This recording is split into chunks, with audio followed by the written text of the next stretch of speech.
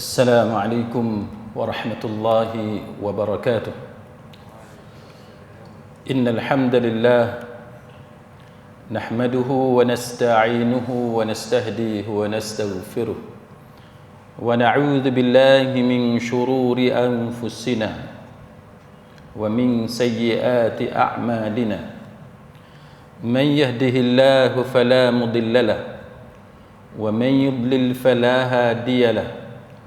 أشهد أن لا إله إلا الله وحده لا شريك له وأشهد أن محمدا عبده ورسوله.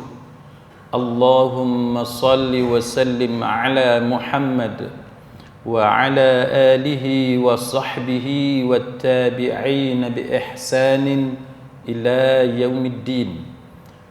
أما بعد، رب اشرح لي صدري ويسر لي أمري واحلل عقدة من لساني يفقه قولي. Saudara-saudari, sahabat, sahabiah, muslimin muslimat rahimakumullah. Tajuk kita pada malam ini ialah berkenaan dengan dakwaan. Ada pihak yang tertentu yang mendakwa bahawa Rasulullah sallallahu alaihi wasallam tidak menyelesaikan cemburu yang berlaku di antara isteri-isteri baginda. Jadi ada satu individu ini yang ada agak ramai pengikut dia, followers. Dia up satu status dalam media sosial dan dia mengatakan bahawa baginda Nabi sallallahu alaihi wasallam tidak menyelesaikan isu cemburu yang berlaku di kalangan ummahatul mukminin. Jadi pada malam ni kita akan membicarakan tajuk ini, sejauh mana benar atau salahnya isu ini dan apakah yang telah diriwayatkan yang sampai kepada kita dan diulas oleh para ulama. Ada beberapa sudut yang kita perlu tahu. Antaranya ialah yang pertamanya, apakah wujud cemburu di antara isteri-isteri Rasulullah sallallahu alaihi wasallam. Kalau ada, kenapa? Dan bagaimana pembahagian cemburu itu dibuat oleh para ulama, kan, untuk kita membezakan di antara cemburu yang diiktiraf, yang diraikan, yang dibenarkan oleh agama, dan cemburu yang bagaimana yang dilarang atau tidak dibenarkan dalam agama. Ini perkara yang pertama. Dan yang kedua, bagaimana sikap Rasulullah sallallahu alaihi wasallam di dalam menghadapi dan menangani cemburu yang berlaku di kalangan ummahatul mukminin. Dan yang ketiganya ialah bagaimana adab kita bila kita berbicara berkenaan dengan Rasulullah sallallahu alaihi wasallam. Apakah boleh kita menggunakan bergaya bahasa dan istilah yang sama yang kita gunakan dengan orang-orang biasa? Jadi ini antara perkara yang perlu kita perhatikan. Baik, sidang hadirin mukminin, yang pertamanya ialah kita perlu mengetahui terlebih dahulu apakah yang dimaksudkan dengan cemburu. Bila kita guna perkataan cemburu, kita nak kena faham yang kata cemburu ni apa dia. Baik, cemburu ini dengan bahasa yang mudahnya ialah rasa takut pada diri seseorang terhadap orang lain. Kita ada rasa bimbang, kekhawatiran dalam diri kita terhadap orang lain, sekiranya orang lain dapat mengambil tempat kita. Itu satu contoh, kan? Itu satu contoh. Dan perasaan ini disertai juga dengan emosi, kan? Dengan sikap yang tertentu, termasuk dia boleh membawa kepada rasa benci kita kepada orang yang menjadi saingan kita. Dan cemburu ini dia boleh berlaku pada semua orang. Dia boleh berlaku pada semua orang. Sama ada orang itu orang yang derhaka kepada Allah, dan juga dia boleh berlaku kepada orang yang taat kepada Allah.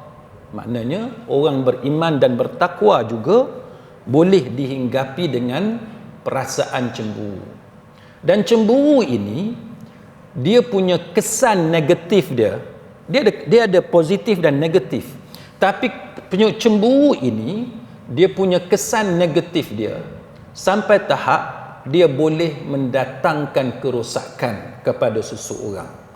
Termasuk dia boleh merosakkan pribadi kita. Kita ada pribadi yang baik, tapi kalau kita terlalu mengikut perasaan cemburu tadi, dia boleh merosakkan pribadi kita, dan dia boleh menjadikan kehidupan kita menjadi tidak stabil, menjadi kacau bilau, sehingga menyebabkan berlaku pelbagai masalah. Dan orang yang cemburu ini, tuan-tuan dan puan-puan sekalian, dia rasa bahawa diri dia ada kekurangan. Macam Aisyah radhiyallahu anha, dia cemburu kepada Khadijah. Jadi Aisyah bila dia banding diri dia dengan Khadijah, dia rasa diri dia kurang berbanding dengan Khadijah radhiyallahu anha. Jadi apakah kita tak boleh rasa diri kita kurang?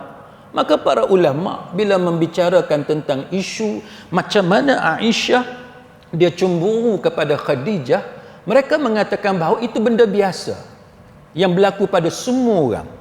Kita akan rasa diri kita kurang berbanding dengan orang lain, kan? Dan itu bagus, kan? Kalau kita rasa kita lebih berbandingan dengan semua orang, itu masalah. Tapi kalau kita rasa kita ni kurang, ada kekurangan, kita rasa kita ni ada kecacatan, dan kita rasa kita ni kalah dengan orang lain dalam bab-bab yang tertentu, maka itu benda biasa yang boleh berlaku pada semua orang, termasuk lelaki yang soleh dan juga perempuan yang salihah. Maka kalau sekadar itu perasaan cemburu, sebagaimana Aisyah radhiyallahu anha rasa cemburu kepada Khadijah, maka yang tu tak mengapa. Itu tidak menjejaskan kemuliaan Aisyah radhiyallahu anha. Itu tidak menjejaskan kemuliaan pribadi yang dimiliki oleh Aisyah radhiyallahu anha selaku ummul mukminin. Dia tak menghinakan kedudukan Aisyah, tidak menurunkan darjat Aisyah. Tak. Itu benda yang boleh diterima, kan, oleh semua orang, dan tidak merosakkan kemuliaan akhlak kita. Malah bila kita ada cemburu, kita rasa diri kita kurang, maka ada cita-cita kita untuk mencapai apa yang dimiliki sebagaimana yang diperoleh oleh orang lain. Itu tak mengapa. Orang lain berjaya dalam peperiksaan, kita cemburu menyebab kita berusaha untuk kita juga berjaya dalam peperiksaan. Itu tidak mengapa dan itu bagus. Kan, kita tengok orang lain berjaya dengan perniagaan dia yang maju dan kita berusaha supaya kita dapat mencapai kejayaan yang sama dalam perniagaan. Itu cemburu yang bagus. Jadi kita kena tahu ada cemburu yang positif yang diiktiraf sebagai baik dan bagus, dan ada cemburu yang dilarang dalam agama. Baik. Berkata Qadhi Iyad, dia kata apa? Dia kata ghairah, kan? Cemburu kita ghairah, kan? Yang terbentuk daripada perubahan yang berlaku dalam perasaan kita. Kemudian disertai dengan rasa kemarahan. Sebab apa? Sebab apa yang kita nak itu juga diperolehi oleh orang lain.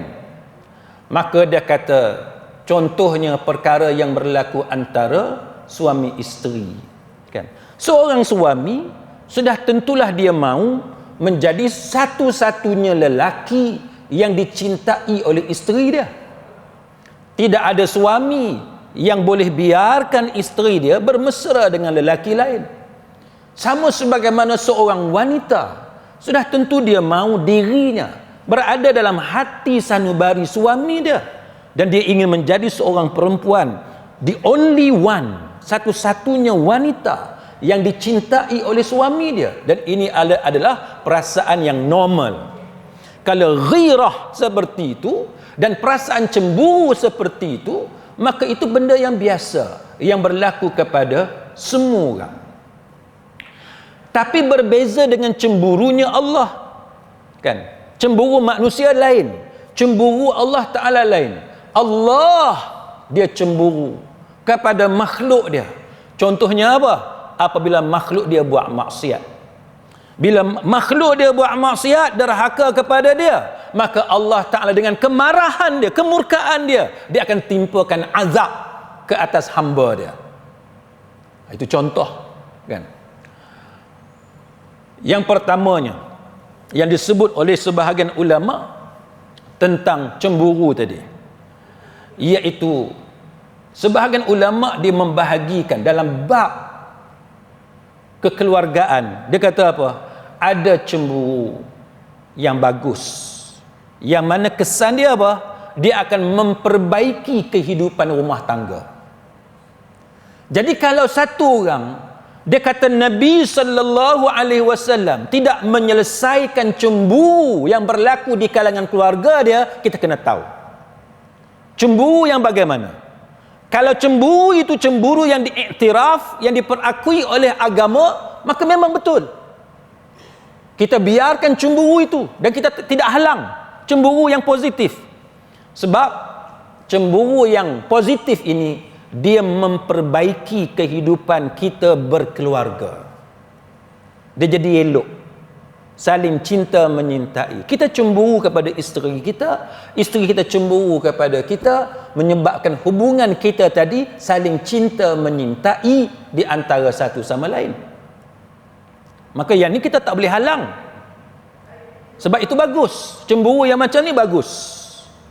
Tapi dia ada cemburu yang kedua, iaitu cemburu yang menyebabkan manusia yang ada cemburu yang kedua ni, yang negatif ini, dimurkai oleh Allah, menyebabkan dia diseksa dalam neraka Allah. Na'udzubillah min zalik. Itu yang kita kena tahu, tuan-tuan, pembahagian itu. Contohnya sebagaimana yang disebut dalam satu hadis, anna Rasulullah sallallahu alaihi wasallam qala, bahawa Rasulullah sallallahu alaihi wasallam telah bersabda, inna minal ghirah. Nabi kata sesungguhnya di antara ghirah ni bahasa Arab, bahasa Melayu kita orang Melayu sebut ghairah. Tapi ghairah tu kadang-kadang makna tu kita faham dengan maksud lain. Ghirah ini maksud dia cemburu. Ghirah, Nabi kata, inna minal ghirah ma yuhibbullah wa minha ma yabghudullah, fal ghirah allati yuhibbullah al ghirah fir raibati, wal ghirah allati yabghudullah al ghirah fi ghairi raibah. Nabi kata ghirah, cemburu ni ada dua. Ada cemburu yang disukai, yang dicintai oleh Allah Subhanahu wa taala, dan ada cemburu yang dimurkai, yang dibenci oleh Allah. Tuan-tuan kena nampak tu. Jadi kalau kita kata Nabi dia tak selesaikan masalah cemburu di kalangan ummahatul mukminin, kita nak bagi tahu kalau cemburu itu cemburu yang berdosa, cemburu yang mengundang kemurkaan Allah, Nabi takkan biarkan cemburu itu ada di dalam rumah tangga Nabi. Tapi kalau cemburu itu adalah cemburu yang diredai oleh Allah, yang dicintai oleh Allah, yang diakui oleh Allah, maka yang tu Nabi biarkan ianya berlaku. Sebab itu tidak menjadi kesalahan. Yang tu yang kita kena faham, tuan-tuan. Apa dia yang Allah Ta'ala suka? Cemburu yang macam mana? Iaitu cemburu ketika mana ada sangkaan ataupun tuduhan. Itu Allah Ta'ala suka. Maknanya mesti ada cemburu. Manakala yang dibenci ialah cemburu yang tak ada apa-apa, saja-saja nak cemburu. Kan? Tidak ada sangkaan apa-apa, tidak ada benda apa yang berlaku yang sepatutnya, tiba-tiba kita cemburu. Orang kata cemburu tak tentu pasal. Hak ni dilarang dalam agama. Baik. Nak bagi faham, tuan-tuan sekalian, nak bagi faham, kita tengok isteri kita pakai pakaian yang menjolok mata. Kita tengok isteri kita, dia pakai pakaian yang menjolok mata. Kita kena cemburu ataupun tidak? Wajib kita cemburu. Takkan kita nak biarkan isteri kita dipandang oleh lelaki lain, menjadi jamuan, hidangan kepada lelaki ajnabi. Kita tak akan biarkan. Kenapa? Kerana kita menyintai isteri kita liwajhillah, kerana Allah. Kita mencari redha Allah dengan rumah tangga kita. Maka kita tak akan biarkan. Kita akan panggil isteri kita, tanya dia, kenapa pakai lagu ni? Orang pakat pandang. Isteri akan tanya, abang cemburu ke? Yes, aku cemburu. Dan cemburu itu ada cemburu yang disukai oleh Allah. Sebab kita ada sebab yang kukuh. Punca dia kerana dia buat benda maksiat. Kita tak akan biarkan isteri kita menjadi bahan hidangan, jamuan untuk dipandang oleh lelaki ajnabi. Kita tak akan biarkan. Sama juga bila isteri kita dia cemburu dekat kita. Dia tengok kita ni bos, dekat bawah kita ada staf perempuan lawa-lawa. Macam ada kawan saya pernah cerita dalam kuliah. Kawan saya Haji. Haji cakap pula anak hantar. Cakap anak hantar. Tapi tuan-tuan, bila saya pergi office dia, orang kata apa? PA, tak kira lah PA ke setiausaha ke apa ke, duduk depan bilik dia tu, pakai tuan-tuan, tu dia ketat. Kita ni dengan cakap anak hantar, tapi kita pergi ambil satu staff pakai ketat. Katalah isteri kawan saya tadi, dia cemburu, dia marah dekat suami dia. Patut ke tak patut? Patut. Dah kita bos, kita ada kuasa. Tak bolehkah kita bagi arahan kepada staf kita? Nak datang kerja dekat pejabat aku, kena pakai elok-elok, tutup aurat, yang lambang kepada takwa kepada Allah. Kita ada kuasa, kita ada autoriti, itu pejabat kita. Itu cemburu daripada isteri kita, dan cemburu itu mesti ada. Kita tak boleh halang, tak boleh lenyapkan cemburu yang macam tu. Dia wajib ada.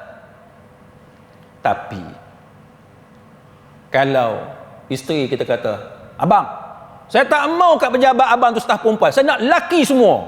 Teruk tuan-tuan. Kan? Mana boleh? Saya nak lelaki semua. Tak boleh lah. Sebab ada kerja-kerja perkeranian yang sesuai dilakukan oleh orang perempuan. Nak letak semua lelaki, tak boleh. Jadi cemburu yang tidak berasas, yang tu tak boleh lah. Kan? Jadi kita kena tengok. Baik. Jadi cemburu ini, dia ada cemburu lil mahbub, yakni cemburu sebab kita nak pertahankan orang yang kita kasih.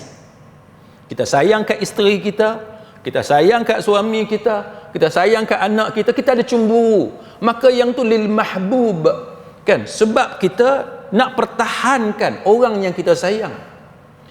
Satu lagi dia panggil cemburu alal mahbub, yakni cemburu membela supaya jangan sampai orang lain juga sayang kepada orang hak kita sayang. Ada dua. Baik.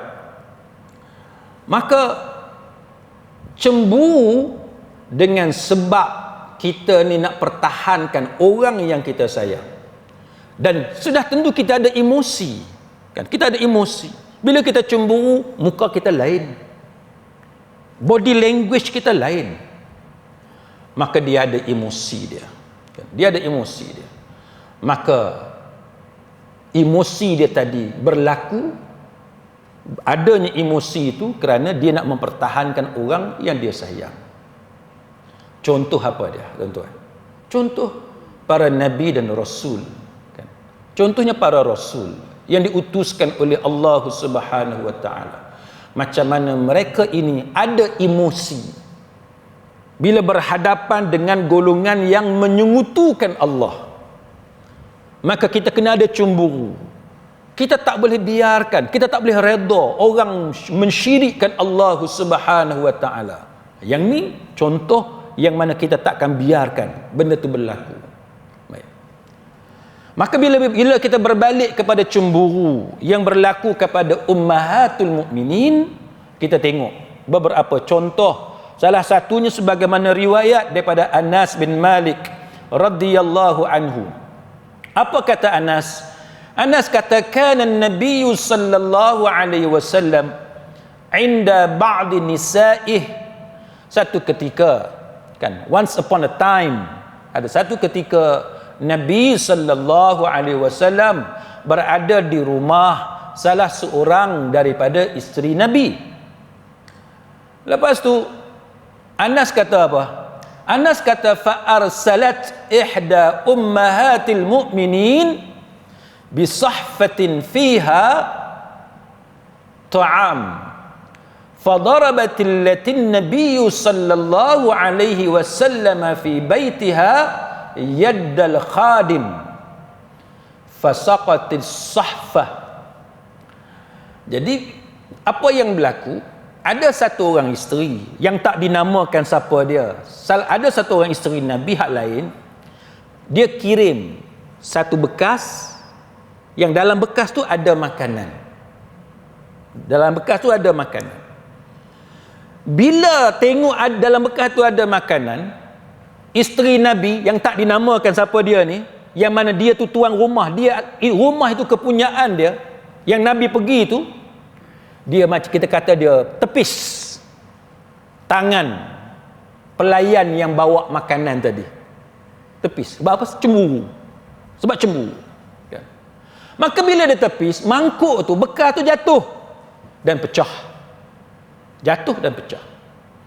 Kemudian Rasulullah sallallahu alaihi wasallam mengumpulkan, Nabi pergi kutip tu, hak pecah-pecah tu Nabi pergi kutip.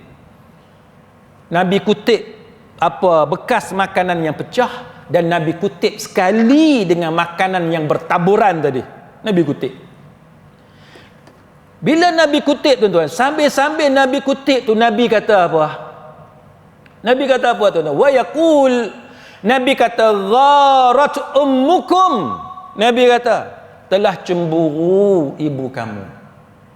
Maknanya Nabi bahasakan apa ni, isteri baginda ni, ummahatul mukminin, isteri-isteri Nabi ni dengan ummul mukminin, kan? Ummul mukminin, mana ibu kamu telah cemburu. Nabi kata, telah cemburu ibu kamu.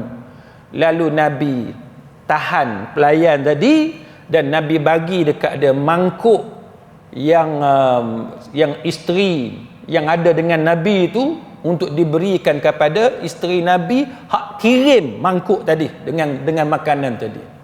Dan mangkuk yang pecah itu Nabi simpan di tempat yang mana Nabi duduk di rumah tersebut. Ini contoh yang ditunjukkan oleh Nabi sallallahu alaihi wasallam. Sekarang kita nak tahu, hadis ni dia tak sebut siapa dia. Dia tak sebut. Hak kirim makanan tu siapa dia tak sebut. Yang isteri Nabi, yang Nabi pergi rumah dia tu pun, hadis ni tak sebut. Anas bin Malik tak sebut siapa dia. Identiti isteri Nabi ini disiasat oleh para ulama. Disiasat. Nak tahu siapa dia. Sebab hadis ni Anas bin Malik tak sebut siapa dia. Maka antara ulama yang menceritakan siapa dia isteri Nabi yang terlibat adalah Imam Ibn Hajar Al-Asqalani rahimahullahu ta'ala. Apa kata Imam Ibn Hajar? Imam Ibn Hajar kata, yang tepis tangan pelayan Nabi tu, yang duk tepis tu, adalah Aisyah radhiyallahu anha. Aisyah yang cemburu. Aisyah yang cemburu. Dan yang kirim itu, yang kirim mangkuk bekas makanan yang diisi dengan makanan itu adalah Zainab binti Jahshin. Maksudnya apa? Maksudnya Aisyah cemburu kepada Zainab. Nampak tak? Jadi tuan-tuan, apakah hina satu orang yang ada rasa cemburu? Maka ulama mengatakan bahawa tidak hina. Itu adalah sifat manusia. Kita sebagai orang lelaki, kita ada cemburu. Aisyah sebagai seorang isteri, dia ada cemburu. Ummahatul Mukminin, isteri-isteri Nabi yang lain, dia cemburu. Mereka bukan robot, mereka manusia. Dan bila namanya manusia, mereka mesti ada perasaan sebagaimana manusia yang lain. Yang mana mereka sebagai manusia biasa, maka apa-apa yang tidak menyalahi agama, maka yang tu Nabi tak larang. Nabi tak larang. Yang ni yang kita kena tahu. Baik. Hadis yang lain. Baik, sebelum tu tuan-tuan, hadis tadi, pelajaran untuk kita apa? Kalau tuan-tuan tengok, adakah bila jatuh makanan tadi Nabi tengking Aisyah? Tak, Nabi tak tengking Aisyah. Apakah Nabi bagi penampak dekat Aisyah? Tak. Nabi tak pukul Aisyah. Nabi tidak menyakiti perasaan Aisyah. Nabi tidak hina Aisyah. Maka berdasarkan hadis ini, Nabi sallallahu alaihi wasallam sebagai seorang yang kita panggil the best example, the best pattern untuk kita ikuti, yang mana setiap hari Jumaat khatib duk baca ayat laqad kana lakum kan fi rasulillahi uswatun hasanah. Dekat dalam diri Nabi itu ada apa dia? The best pattern, contoh yang terbaik untuk kita. Maka kita sebagai suami, bila isteri kita cemburu, dan cemburu dia tadi tidak menyalahi agama, cemburu yang biasa, yang dimiliki oleh mana-mana orang, maka kita kena ikut contoh yang ditunjukkan oleh Nabi, iaitu biarkan cemburu itu. Jangan kita pukul dia, jangan kita memarahi dia, dan jangan kita sakiti dia, jangan hina dia. Kenapa? Kerana itu cemburu yang diakui oleh syarak. Jadi kalau orang kata Nabi biarkan cemburu itu, jawapan dia, kalau yang ni betul. Cemburu yang diiktiraf oleh syarak, dan kita jangan halang isteri kita atau suami kita atau ahli keluarga kita kalau dia ada cemburu yang biasa-biasa, yang dibenarkan oleh syarak. Contoh yang kedua, hadis Aisyah. An Aisyah annaha qalat ma ghirtu ala imra'atin li Rasulillah sallallahu alaihi wasallam kama ghirtu ala Khadijah li kathrati dhikri Rasulillah sallallahu alaihi wasallam iyyaha wa thanaihi alaiha. Aisyah kata apa? Aisyah kata, aku tidak cemburu. Aisyah kata, aku tidak cemburu kepada satu orang perempuan terhadap Rasulullah sallallahu alaihi wasallam sebesar cemburu aku kepada Khadijah. Aisyah kata, dia kata cemburu dia ni tak ada. Dia kata tidak ada yang sebesar cemburu dia. Maknanya dia paling cemburu kepada satu perempuan yang dikaitkan dengan Nabi sallallahu alaihi wasallam, seorang aja. Siapa dia? Khadijah, yang paling dia cemburu. Aisyah kata. Pasal apa? Pasal apa dia cemburu kepada Khadijah? Sebab Aisyah kata, sebab Nabi ni dia kata likathrati zikri. Banyak kali Nabi sebut pasal Khadijah. Sikit-sikit Khadijah, sikit-sikit Khadijah, sikit-sikit Khadijah, menyebabkan cemburu itu datang kepada Aisyah radhiyallahu anha. Maka kalau yang macam ni tuan-tuan, agama iktiraf, agama akui, memang manusia mana-mana pun, kalau orang yang dia kasihi, suami dia menyebut nama satu orang, dalam kes ni menyebut nama Aisyah, maka ini mendatangkan cemburu kepada Aisyah radhiyallahu anha, dan yang ini tidak menjadi kesalahan. Tidak menjadi kesalahan. Sebab tu kita tuan-tuan, bila kita ada rasa cemburu, jangan kita kata kita mesti hapuskan cemburu. Tak. Kena tengok dulu. Cemburu yang ada pada diri kita ni cemburu yang bagaimana? Kalau cemburu itu dibenarkan oleh agama, maka yang tu biarkan dia. Memang patut pun kita ada cemburu sebab kita manusia. Tapi kalau cemburu itu cemburu yang dilarang oleh agama, yang tu kita wajib tentang, wajib kita bersihkan, singkirkan cemburu itu daripada berada dalam diri kita. Aisyah cerita, satu malam Nabi sallallahu alaihi wasallam berada di samping dia. Jadi Nabi dia ingat Aisyah ni dah tidur. Jadi Nabi keluar. Bila Nabi keluar, Aisyah ni pun follow. Nabi pergi mana, dia ikut. Pasal apa? Dia cemburu. Dia duk sangka Nabi keluar tu Nabi pergi rumah isteri hak lain. Nampak tak? Aisyah Ummul Mukminin, orang yang sangat mulia, termasuk di antara wanita-wanita yang dimuliakan oleh Allah, pun dia ada cemburu, dia bimbang Nabi ni pergi rumah isteri hak lain. Tu Aisyah. Dia follow sampai dekat perkuburan Baqi'. Bila Nabi corner, dia pun corner juga.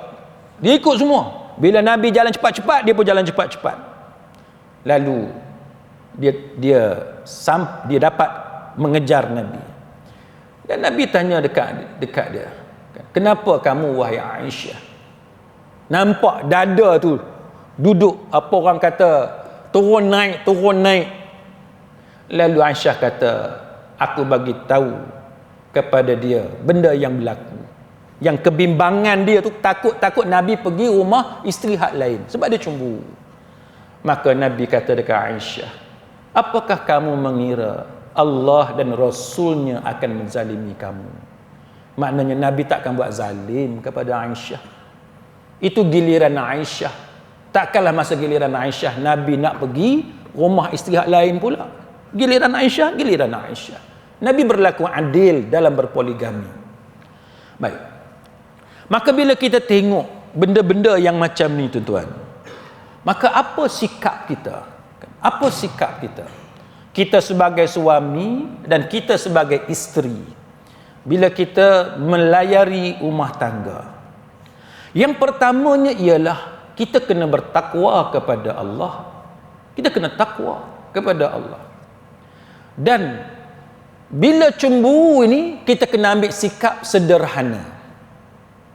Jangan sampai langsung tak ada rasa cemburu, dan jangan sampai kita cemburu dalam perkara yang dilarang dalam agama sehingga melampau-lampau cemburu kita. Tak boleh. Kan? Tak boleh. Maka dengan sebab tu tuan-tuan, Nabi sallallahu alaihi wasallam menunjukkan kepada kita bagaimana Nabi ni, dia punya penyayang, dia punya pengasih, satu orang yang menyintai isteri-isteri Nabi. Nabi ni pun tuan-tuan, dia romantik dengan isteri dia, menyebabkan isteri dia sangat cemburu. Sebab Nabi ni memang dia sangat baik dan sangat menyintai isteri dia. Macam kita lah tuan-tuan.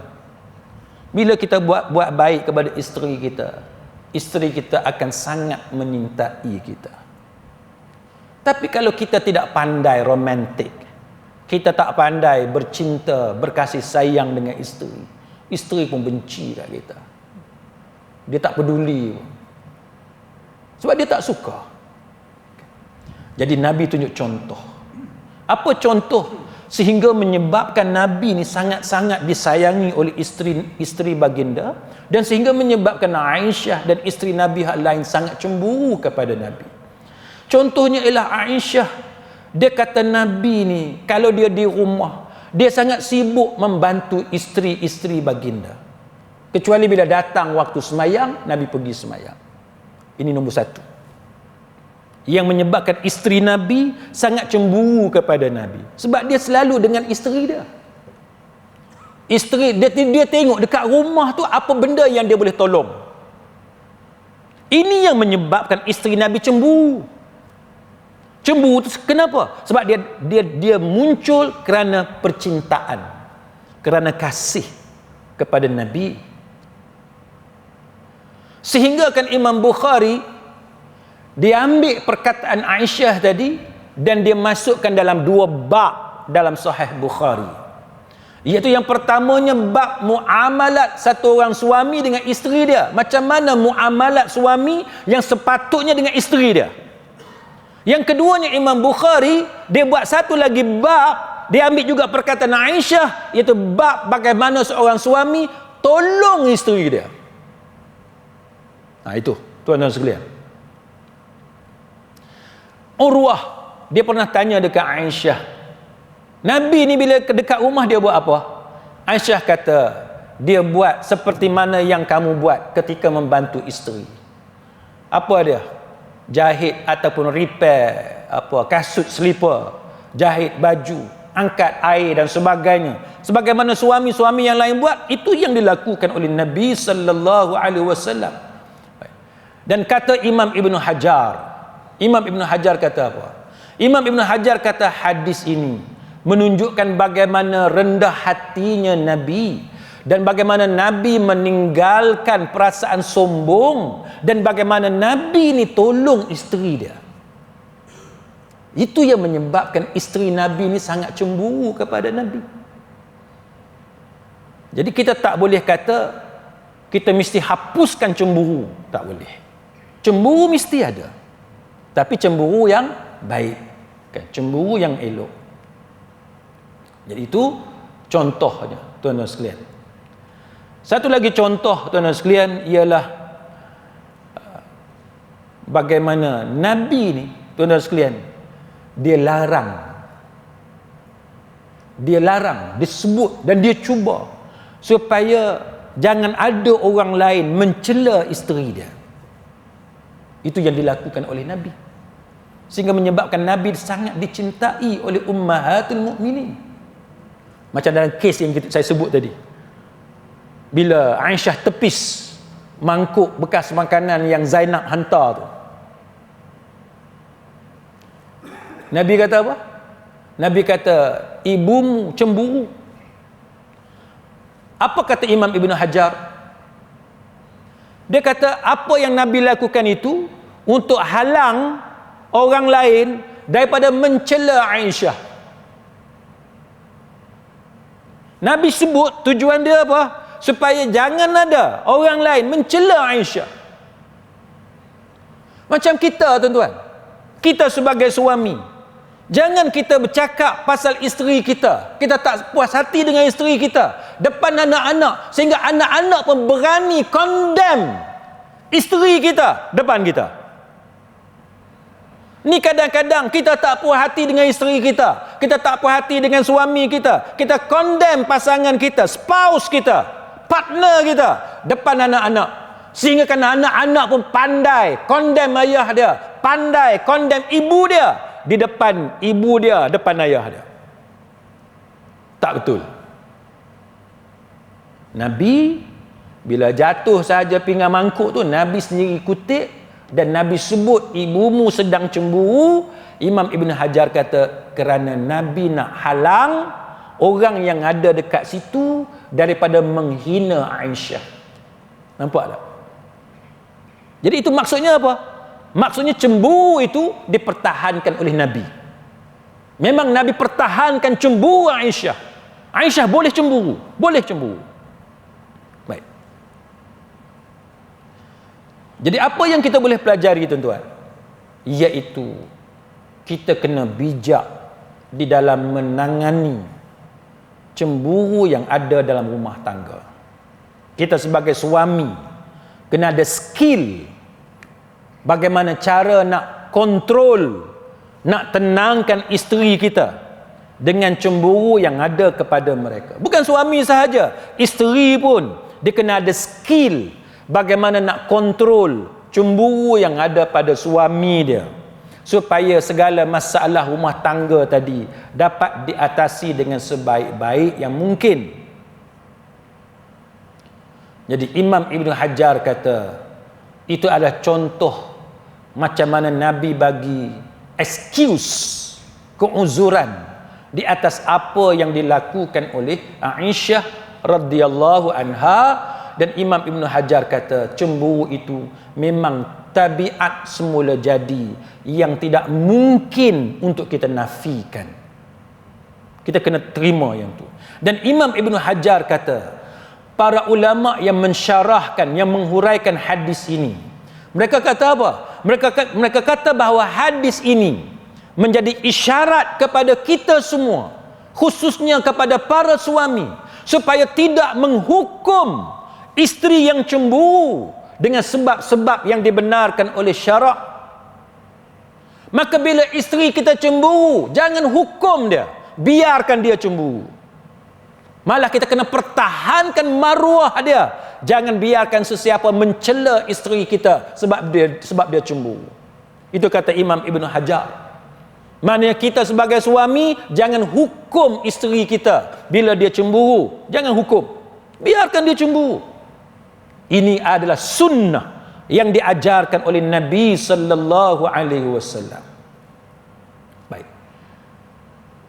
Lepas tu, bolehkah kita kata bahawa Nabi ini dia tidak selesaikan cemburu yang berlaku kepada ummahatul mukminin sesama mereka?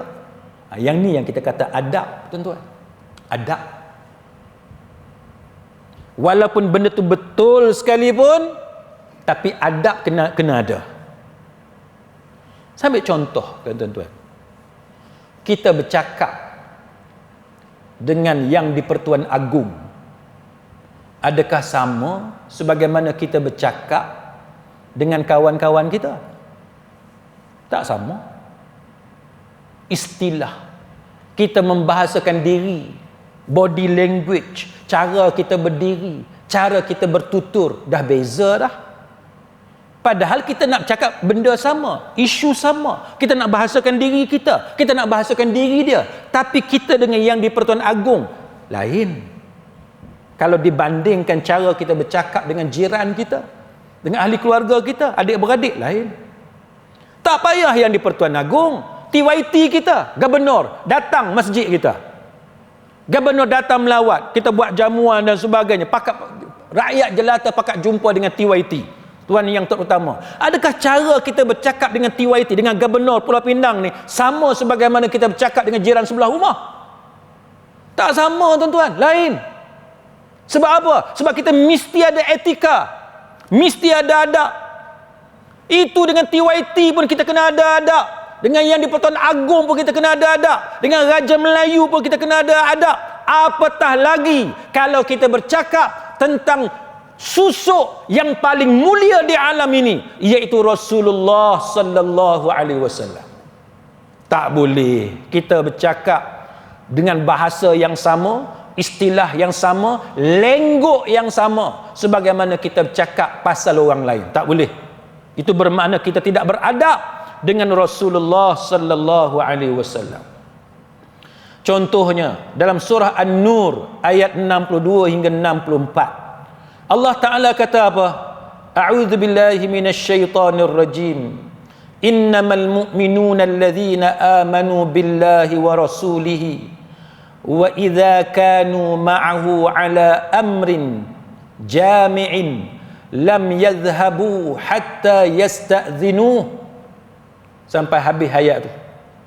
Apa Allah Ta'ala kata sehingga akhir ayat 62? Apa Allah Ta'ala kata? Sesungguhnya orang yang sebenar-benar orang yang beriman ialah orang yang beriman kepada Allah dan Rasulnya, dan apabila mereka berada bersama-sama Rasulullah sallallahu alaihi wasallam dalam sesuatu urusan yang memerlukan pertemuan, Mereka tidak meninggalkan Rasulullah sallallahu alaihi wasallam sebelum meminta izin kepadanya. Nampak tak? Kalau kita dengan Nabi, nak tinggalkan Nabi, jangan main angkat punggung, tinggal lagu tu. Kena ada adab. Nak tinggalkan Nabi, kena minta izin dengan Nabi.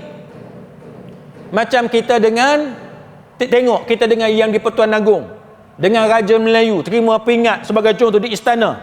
Kan? Dalam majlis dengan Raja, dengan Sultan, dengan Agung, boleh tak kita bangun ikut suka kita? Nak pergi tandas, nak keluar dah, tak mau duduk dalam majlis macam tu. Tak boleh.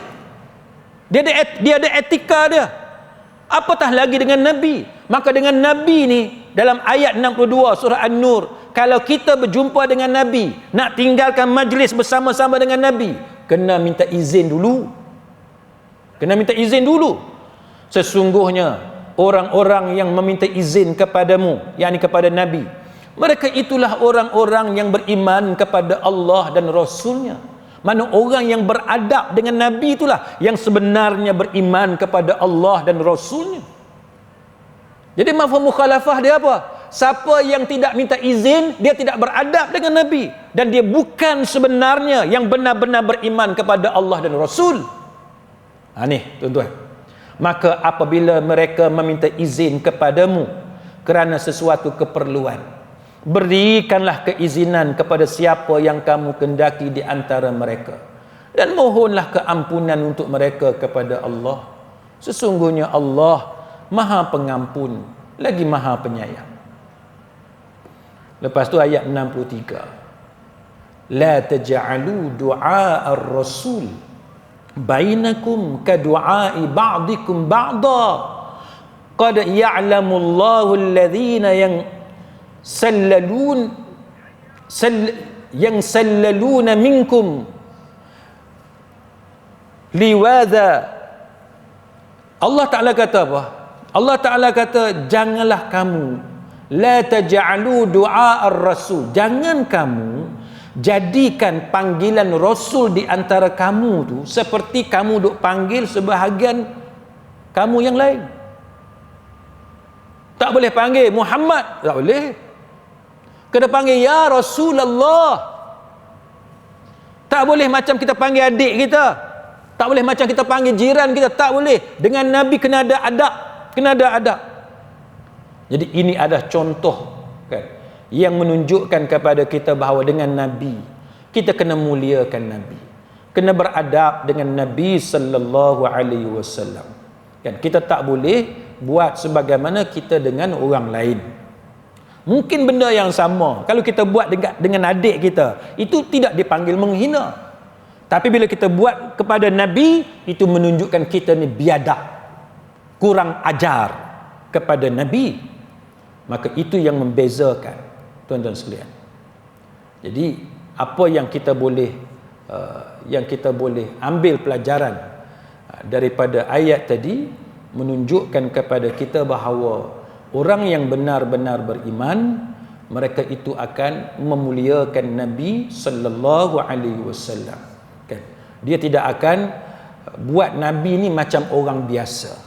Jadi bila kita bercakap tentang Nabi, kita bercakap tentang isteri Nabi, kita bercakap tentang rumah tangga Rasulullah sallallahu alaihi wasallam, walaupun betul ada cemburu yang Nabi biarkan, tapi cara kita bercakap itu jangan nampak seolah-olah Nabi ni membiarkan cemburu yang negatif, seolah-olah Nabi ni tak reti dalam mengendalikan rumah tangga Nabi, seolah-olah Nabi ni cuai di dalam mengendalikan rumah tangga baginda, atau seolah-olah isteri Nabi ni sama macam perempuan-perempuan lain.